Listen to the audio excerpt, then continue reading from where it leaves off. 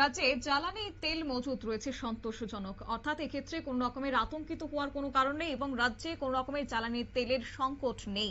এই আবেদন এক্ষেত্রে আতঙ্কিত না হওয়ার আবেদন জানিয়েছেন খাদ্যমন্ত্রী সুশান্ত চৌধুরী। পাশাপাশি কালো বাজারে রুখতে কড়া পদক্ষেপেরও হুঁশিয়ারি দিয়েছেন আজ তিনি। বিশ্বজুড়ে যখন জ্বালানি পরিস্থিতি নিয়ে একটা উদ্বেগে বেড়েছে, তখন রাজ্যে পেট্রোল এবং ডিজেলের পর্যাপ্ত মজুত রয়েছে বলে আশ্বাস দিয়েছেন খাদ্যমন্ত্রী সুশান্ত চৌধুরী। তিনি জানান যে সাধারণ মানুষের আতঙ্কিত হওয়ার কোনো কারণ নেই। রাজ্যে নিয়মিত জ্বালানি সরবরাহ বজায় রয়েছে এবং পরিস্থিতির উপর কড়া নজর রাখছে প্রশাসন।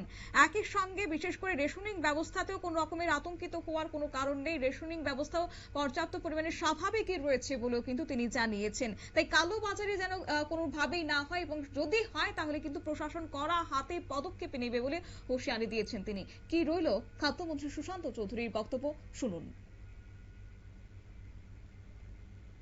দেখেছেন, আমি আবারও বলছি, কোথাও কোনো পেট্রোলের বা ডিজেলের সংকট নেই। যদি কোনো পেট্রোল পাম্পে লেখা থাকে যে পেট্রোল নেই, এর অর্থ এই নয় যে পেট্রোল নেই। হয়তো ডিপো থেকে ট্রানজিটে মানে গাড়িতে আছে, লোডিং আনলোডিং হবে, তার ট্যাঙ্কে হয়তো পেট্রোল নেই। এখানে আইওসিএল এর প্রতিনিধি আছেন, বিপিসিএল এর প্রতিনিধি আছেন, এইচপিসিএল এর প্রতিনিধি আছেন। রেগুলার স্টক তারা মেনটেন করছেন এবং এগেইন আমি বলছি, যা পেট্রোল ডিজেল আছে 15 দিন আমাদের আগামী দিনে স্বাচ্ছন্দ্যে সুন্দরভাবে রাজ্যের মানুষকে আমরা 149টা পাম্পের মাধ্যমে সেখানে সার্ভিস আমরা প্রদান করতে পারব। যে পেট্রোল পাম্পে আপনি ভিড় দেখেছেন আজকের এই প্রেস মিটিং, তার জন্য যে মানুষকে আশ্বস্ত করার জন্য যে কোথাও যেন কোনো প্যানিক তৈরি না করে। হয়তো বা পেট্রোল শেষ হয়ে যাচ্ছে, ডিজেল শেষ হয়ে যাচ্ছে, কাল থেকে হয়তো নাও পেতে পারি, এ ধরনের ভাবার কোনো কারণ নেই। সাফিসিয়েন্ট স্টক আছে, আগেও বলেছিলাম। আর যখনই আমরা দেখব যে ক্রাইসিস আসছে, আমরা অন্তত সপ্তাহ 10 দিন আগে থেকেই মানুষকে জানিয়ে দেব যে পেট্রোল ডিজেলের ক্রাইসিস আসছে। আমরা রেশনিং ব্যবস্থা চালু করব। যারা এ ধরনের আর্টিফিশিয়াল ক্রাইসিস তৈরি করছে তাদের বিরুদ্ধে দপ্তর ব্যবস্থা গ্রহণ করবে।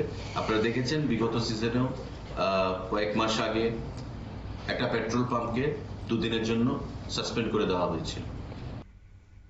আজ এক গুরুত্বপূর্ণ বৈঠকেরও আয়োজন করা হয়েছে, যেখানে বিভিন্ন তেল কোম্পানির প্রতিনিধি, খাদ্য দপ্তরের আধিকারিক থেকে শুরু করে বিভিন্ন মহকুমা প্রশাসনিক আধিকারিকরা উপস্থিত ছিলেন এবং সেই বৈঠকের পরেই কার্যত খাদ্যমন্ত্রী সুশান্ত চৌধুরী এই বার্তা তুলে ধরেছেন রাজ্যের যারা সাধারণ নাগরিকরা রয়েছেন তারা যেন কোনোভাবেই আতঙ্কিত না হন। একই সঙ্গে কৃত্রিম সংকট তৈরি করতে কেউ যাতে কালো বাজারের পথে না হাঁটে সেদিকে নজর রাখা হচ্ছে।